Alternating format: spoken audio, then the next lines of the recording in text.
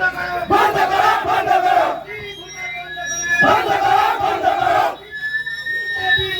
মুৰ্দাবাদ, মুৰ্দাবাদ, মুৰ্দাবাদ, মুৰ্দাবাদ। বিশেষকে সবেই জ্ঞাত যিটো বৰ্তমান যিটো সিদ্ধান্ত লৈছে অসম গভৰ্ণমেণ্টে প্ৰথমতে আমাৰ গোৰ্খা ভাইসকল বা কোচ ৰাজবংশীসকলৰ যিটো ডিপুটাৰ আজিৰ পৰা আৰু ডিপুটাৰ নাথাকে তাৰ লগতে আমাৰ হিন্দু বাঙালীসকলৰো ডিপুটাৰ নাথাকে বুলি ঘোষণা কৰিছিলে। তাৰপিছত আকৌ দেখা গ'ল 2 দিন পাছতে এই বস্তুটো আকৌ অকল আমাৰ ক্ষেত্ৰত হিন্দু বাঙালীৰ ক্ষেত্ৰত ডিপুটাৰটো থাকিব।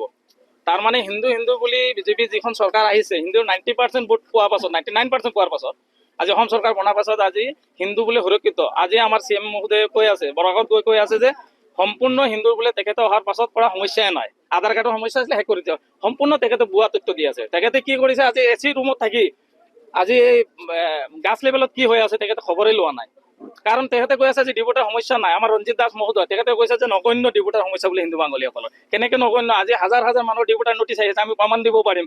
এজন ব্যক্তিয়ে গৈ কোৰ্টত গৈ তাৰিখ মাৰি আছে, সিহঁতে 60-70 হাজাৰকে মাটি বিক্ৰী কৰি কেছ লৰি আছে। এই হিমন্ত বিশ্ব শৰ্মাৰ চৰকাৰৰ দিনত এই যোৱা 5 বছৰৰ পৰা তেখেতে এই ডিপুটাৰ যিটো চিষ্টেমটো এইটো আৰু বেছি হৈছে যে আমি পৰিলক্ষিত পাইছো। আগত যেনেকে কম আছিলে এতিয়া বেছিকে আহি আছে। কাৰো ভৱিষ্যতত কোনো অদূৰ ভৱিষ্যততো দিন নাছিলে আগত অতীতত। আজি সেইসকল মানুহৰো দি আহিছে। তেখেতৰ পিতৃপুৰুষ কৈ 3 পুৰুষলৈকে দিয়ে নাছিলে। ইয়াত বসবাস কৰা অসমৰ খিলঞ্জীয়া হয়, অসমৰ ভূমিপুত্ৰ হয়, সেইসকল মানুহৰো আজি দি আহি আছে। কাৰণ ঠিক তাৰ পিছতে তেখেতে ফুলজানি মাৰি ভাষণ দি আছে যে আমি হিন্দু বাঙালীসকল আমাৰ ছিজনত বোলে 5 বছৰ কাৰ্যকালত মোৰ কাৰ্যকালত সুৰক্ষিত। আমি তেখেতৰ এই ভুৱা তথ্যটো সম্পূৰ্ণ ৰাইজৰ ওচৰত আমি উদঙাই দিছো। তেখেতে সম্পূৰ্ণ ভুৱা তথ্য দি মানুহক বিভ্ৰান্তি কৰিব বিচাৰিছে। আমি হিন্দু বাঙালীসকল এতিয়া ললিপপ খোৱা আৰু ল'ৰা ছোৱালী নাই। আমি ডাঙৰ হৈছো, আমি বুজি পাওঁ এতিয়া কিমান ললিপপ দিব আপোনালোকে হিন্দু হিন্দু বুলি। যদি আমি হিন্দুৱে হয়, অসমীয়া হিন্দু বাঙালী হিন্দু বোলে চব বোলে হিন্দুৱে বোলে তেখেতে ঘোষণা কৰিছে হিন্দুৰ ভিতৰত পাৰ্থক্য নাই। আজিকালি আমাৰ নামত ডিপুটাৰ থাকিব। যদি 71 আমাৰ যিটো 1971 যিটো আমাৰ অসম চুক্তি হৈছে, অসম চুক্তিৰ আগত যিখিনি মানুহ আছে তেখেতে কেলে হাৰাজমেণ্ট পাব ইয়াত? 71 পাছত মানুহ আমিওতো বিচৰা নাই। যদি 71 পাছত কোনোবা আহিছে বাংলাদেশ আহিছে খেদি দিয়ক, সমাধান কৰক, সেইটো চিৰস্থায়ীভাৱে সমাধান কৰক। এনেকে জুলাই ৰাখি মানুহক ব্লেকমেইল নকৰিব।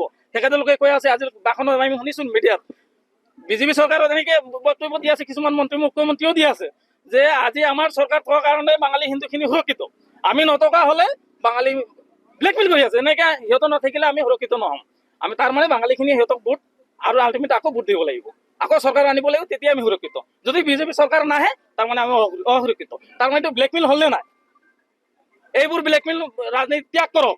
আপুনি যদি সৎ বুদ্ধি আছে, আমি এতিয়াও বিচাৰিছো, আমি অনুৰোধ কৰি আছো অসম চৰকাৰক, মুখ্যমন্ত্ৰী মহোদয়কো অনুৰোধ কৰিছো, আপুনি ডিপুটাৰটো অতি সোনকালে দুৰ্গা পূজাৰ আগত যদি আমাক এই ডিপুটাৰৰ সমস্যা সমাধান কৰি দিব পাৰে, আমি আকৌ 100% আপোনালোকক ভোট দিম, বিজেপি চৰকাৰ আকৌ আহিব। আৰু যদি নোৱাৰে তাৰ বিকল্প আমি ব্যৱস্থা ল'ম। হিন্দু বাঙালী এতিয়া আৰু ললিপপ খোৱা মানুহ নাই। আমি চব সম্পূৰ্ণ বুজি পাইছো আপোনাৰ চক্ৰান্ত, আপোনাৰ সম্পূৰ্ণ। আৰু আমি এটা বিশ্বাস এতিয়া মনত আমাৰ এনেকে বিশ্বাস হৈ আছে যে এই বিজেপি চৰকাৰ হিমন্ত বিশ্ব শৰ্মাৰ চৰকাৰ থকা হতে আমি কেতিয়াও আমাৰ বাঙালীৰ সমস্যাখিনি সমাধান কৰিব নোৱাৰিম, বা তেখেতলোকে সমাধান কৰি নিদিয়ে। সিহঁতৰ ইচ্ছাই নাই বুলি স্পষ্ট হৈছে। আৰু আমি বিশেষকে তেখেতক এটাই অনুৰোধ, দুৰ্গা পূজাৰ আগত যদি সৎবুদ্ধি আহে, দুৰ্গা পূজাৰ আগত আমাৰ ডিপুটাৰটো সমাধান কৰি দিয়ক, মাটিৰ পট্টাখিনি আমাৰ সমাধান কৰি দিয়ক।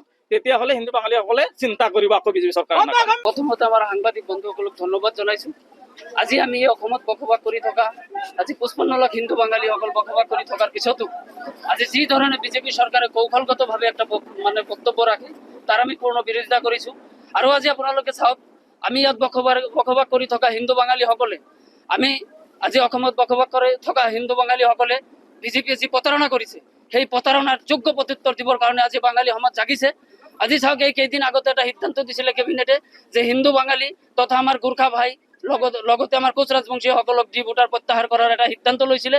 কিন্তু কৌশলগতভাৱে দেখা গ'ল তাৰ কেইদিনমান পিছতে আকৌ সেই বিজেপি চৰকাৰে এই হিমন্ত বিশ্ব শৰ্মা এজন মুখ্যমন্ত্ৰী হৈ এখেতে কি কৰিলে, আকৌ কৌশলী এটা মন্তব্য কৰি আমাক আকৌ ডিপুটাৰটো চলিয়ে থাকিব বুলি আজি এটা সিদ্ধান্ত গ্ৰহণ কৰিছে। গতিকে সেই সিদ্ধান্তৰ আমি তীব্ৰ বিৰোধিতা কৰিছো। আৰু এজন দেশৰ মুখ্যমন্ত্ৰী হৈ, এখন ৰাজ্যৰ মুখ্যমন্ত্ৰী হৈ যি ধৰণৰ মিছা কথা বক্তব্য ৰাখিছে, এইটো আৰু বাঙালী সমাজৰ আৰু দেখিবলৈ বুজিবলৈ আৰু হেৰি নাই। গতিকে বাঙালী সমাজ আজি জাগিছে। গতিকে বাঙালীসকলে অহা 2026-ত তাৰ প্ৰত্যুত্তৰ যোগ্য প্ৰত্যুত্তৰ দিব। গতিকে বাঙালী যুৱ ছাত্ৰ ফেডাৰেশ্যনৰ এটাই আমাৰ দাবী যে 2026-ৰ আগত কেবিনেট সিদ্ধান্ত লৈ এই ডিপুটাৰ আৰু হিন্দু বাঙালীসকলৰে মাটিৰ সমস্যা সমাধান যদি নকৰে, তেতিয়াহ'লে 2026-ত কিন্তু ইয়াৰ পৰিণাম ভুগিব লাগিব। কাৰণ আজি চাওক, আমি ভাৰতবৰ্ষ স্বাধীন হোৱাৰ পিছৰ পৰাই আমাৰ কোনো ধৰণৰ বাঙালীসকল আমি কাৰো লগত কাজিয়া পেচাল কৰিব যোৱা নাই। তাৰ দৃষ্টান্ত অসম নহয় ভাৰতবৰ্ষই দিব লাগিব। আজি ভাৰত যদি 15 আগস্টৰ দিনটো যদি নেতাজী সুভাষ চন্দ্ৰ বসুৰ জন্ম নহ'লেহেঁতেন হয়তো 15 আগষ্ট দিনটো আজি আমি পালন কৰিব নোৱাৰিলোহেঁতেন। আজি হিন্দু আৰু সনাতন ধৰ্ম বুলি কৈ আছে বিজেপিয়ে যি ৰাজনীতি কৰি আছে, সেই সনাতন ধৰ্ম আৰু হিন্দু, এই হিন্দু ধৰ্মটো আমেৰিকাৰ চিকাগো সন্মিলনত গৈ স্বামী বিবেকানন্দৰ নিচিনা এজন বাঙালী মানুহে প্ৰতিষ্ঠিত কৰিছে এই হিন্দু আৰু এই সনাতন ধৰ্মটোক। যদি আজি এইটো প্ৰতিষ্ঠিত কৰিব নোৱাৰিলেহেঁতেন তেতিয়াহ'লে বিজেপি আজি হিন্দু আৰু সনাতনৰ ৰাজনীতি নকৰিব পাৰিলেহেঁতেন। আজি যি দেশত আজি বাঙালীসকলে আজি চাওক ভাৰতৰ ৰাষ্ট্ৰীয় সংগীত উপহাৰ দিছে, বাংলাদেশতো সেই এজন কবিগুৰু ৰবীন্দ্ৰনাথ ঠাকুৰ উপহাৰ দিয়া। গতিকে সেইখিনি থকাৰ পিছতে আজি আমাৰ হিন্দু বাঙালীসকলক যে ডিপুটাৰ নামত হাৰাশাস্তি কৰিছে আমি লাজ পাইছো, আৰু গোটেই ভাৰতবৰ্ষৰ বিভিন্ন ৰাষ্ট্ৰই আজি শুনি এই কথা লাজ অনুভৱ কৰিছে। গতিকে আজি আমি অতি দুখেৰে আৰু ক্ষোভিত হৈছো। যদি এই 2026-ৰ আগত আমাৰ যদি এই কাম নকৰে, যদি আমাৰ এই ডিপুটাৰ সমস্যা সমাধান নকৰে, বাঙালীসকলক যদি ভূমিৰ পাট্টা নিদিয়ে, আজি বসুন্ধৰা 1 গ'ল 2 গ'ল আপোনালোকে জানি আছে, আমাৰ মনৰ পাট্টা হোৱা নাই। গতিকে এইখিনিৰ ক্ষেত্ৰত বিজেপি চৰকাৰক আমি সকীয়াই দিছো, এই 2026-ৰ আগত কেবিনেট সিদ্ধান্ত লৈ যদি এই কামখিনি নকৰে তেতিয়াহ'লে 2026-ৰ আগত কিন্তু 2026-ত তাৰ প্ৰতিফল ভুগিব। আৰু আমি বাঙালী সমাজক এটাই অনুৰোধ কৰিছো, এই আজি এই ধৰ্ণা কাৰ্যসূচীৰ পৰাই যিমানখিনি বিজেপিৰ কৰ্মী আছে আমাৰ বাঙালীসকল আৰু হিন্দুসকল যি কৰ্মী আছে অতি শীঘ্ৰে আমি বাঙালী যুৱ ছাত্ৰ ফেডাৰেশ্যনৰ পৰা কৰজোৰে আহ্বান জনাইছো, এখেতে বিজেপি দল ত্যাগ কৰি আহি জাতিৰ কামবিলাক আগুৱাই লৈ যাবৰ কাৰণে আমি বিনম্ৰতাৰে অনুৰোধ জনাইছো। যিকোনো খবৰৰ বাবে যোগাযোগ কৰক 7099017330 লগতে 7099017110 নম্বৰত।